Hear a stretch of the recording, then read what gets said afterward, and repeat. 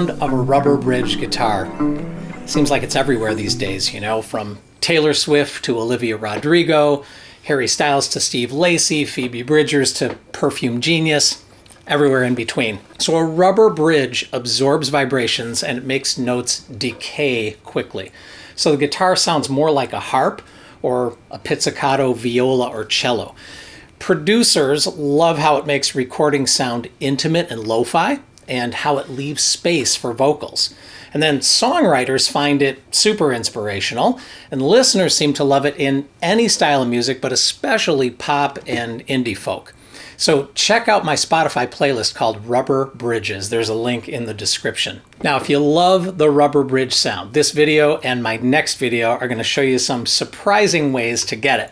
I'm going to let you in on all my various experiments and discoveries because, as always, I learned the hard way, so you don't have to. All right, today I'm going to show you 3 super cheap, totally non-invasive ways to emulate the rubber bridge sound and vibe. And then next week, I'll show you how I did a more permanent rubber bridge conversion with materials that only cost me $10. But today we're going to do it even cheaper than that. So stick around and find out how to get that magically dead sound and breathe new life into your music. It's going to take one trip to the hardware store plus a guitar you already own.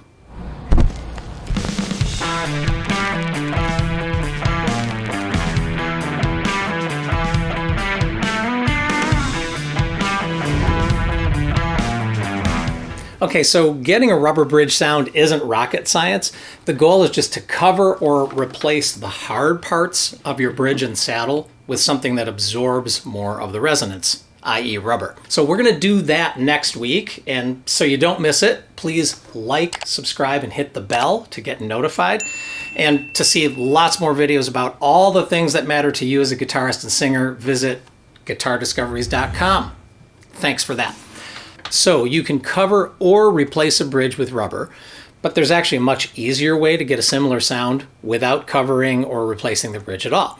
Instead, we're going to use some items that will mute and deaden the sound from the existing bridge. So I went to my local hardware store. I looked around, and one thing I found was this latex rubber tube. I just bought a couple feet of it. It was under $3. Now, in case your hardware store doesn't carry certain items, I'm going to put links to all of these materials in the description. So I got my latex tube, and then I grabbed my funky 1958 Stella H929. This is a parlor guitar that retailed for just under $23 new. And I wove the tube through the strings once, like this. Just woven right through. Then I'm going to pull it up to the bridge. There we go, just like that.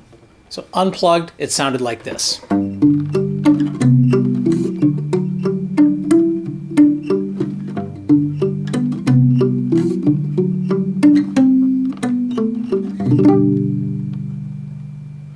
So I like that, and it's well on the way to rubber bridginess, right?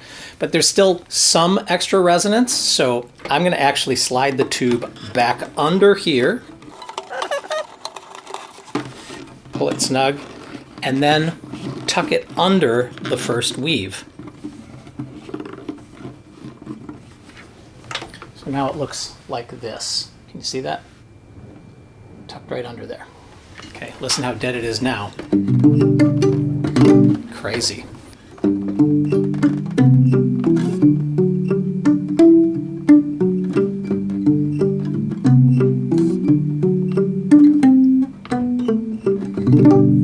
All right, that's the natural acoustic tone. Sure sounds like a rubber bridge to me. Now, most of the hit songs that are using rubber bridge guitars are being recorded through a magnetic pickup on the guitar and then into an amp and effects. And that really makes the sonic possibilities infinite. So I have this Bill Lawrence A300 portable pickup. I can put it in any sound hole, doesn't damage or change the guitar in any way. Cord comes off the side like that. This A300 is getting a little bit harder to find these days, but you can accomplish the same thing with almost any magnetic acoustic guitar pickup that has its own cord. So a brighter single coil pickup could be an advantage because it can give you some extra clarity. So I'm going to give you some links to pickups also down in the description. Okay, so my pickup is plugged straight into my audio interface, and the signal chain is through 3 typical plugins. Because I want a retro sound, I'm going to use a tremolo pedal.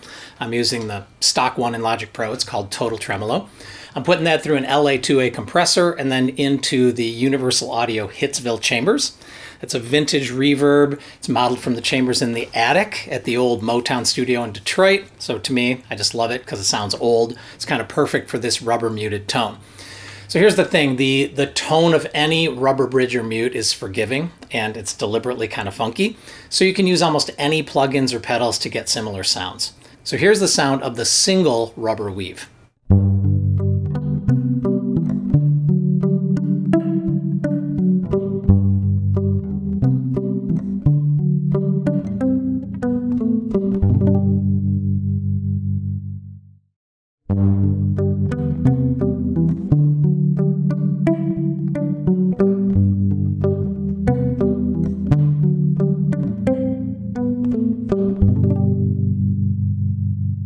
So I used the same double weave through the same pickup while I was recording my band Cosmic Spin's upcoming cover of A Break in the Clouds. So this is our update of a great old Jayhawk song. And there's a guitar solo section near the end, and I recorded 2 passes of the rubber tube muted Stella. And I processed each one a little differently and then panned them hard left and right. Sounds like this.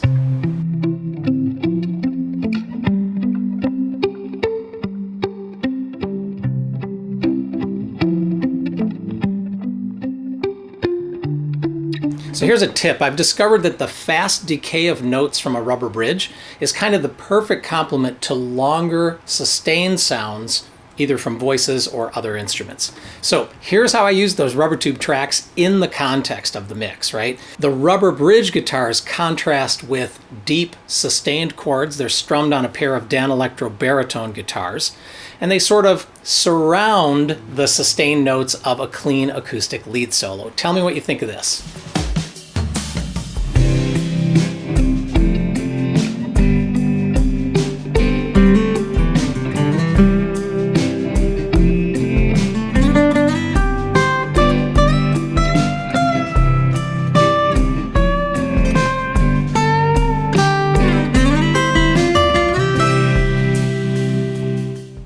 I love that combination. Love to know what you think in the comments.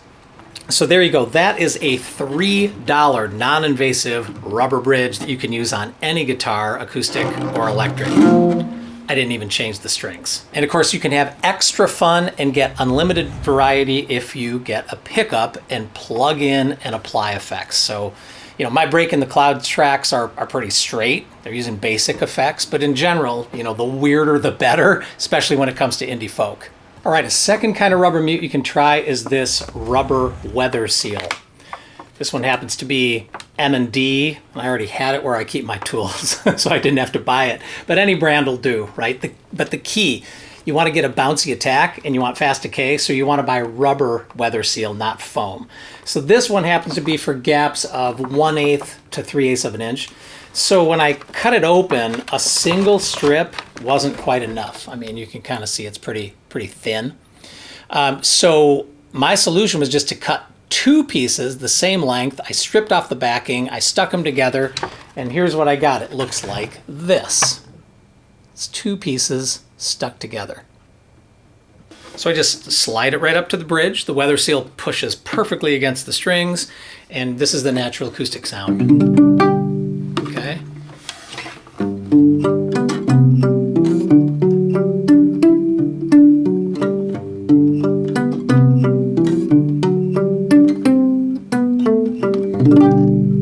So I hear a little more high-end overtone with the Weatherseal than with the rubber tube. But, you know, it's still a rubbery tone. It's got a fast decay. It's a little different, but I actually like it. All right, here's the Weatherseal sound through the pickup and effects.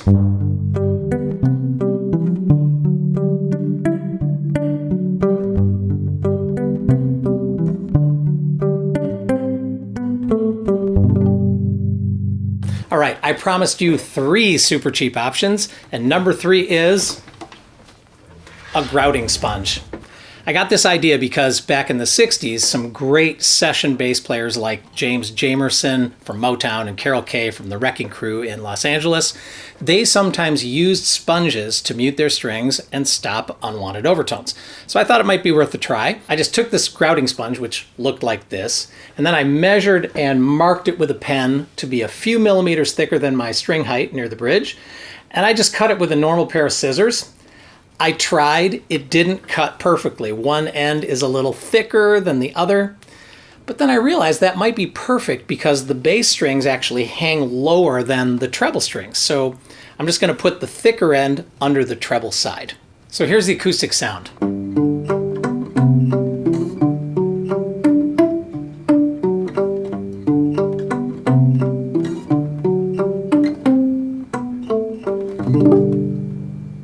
And here's the sound through pickup and effects. All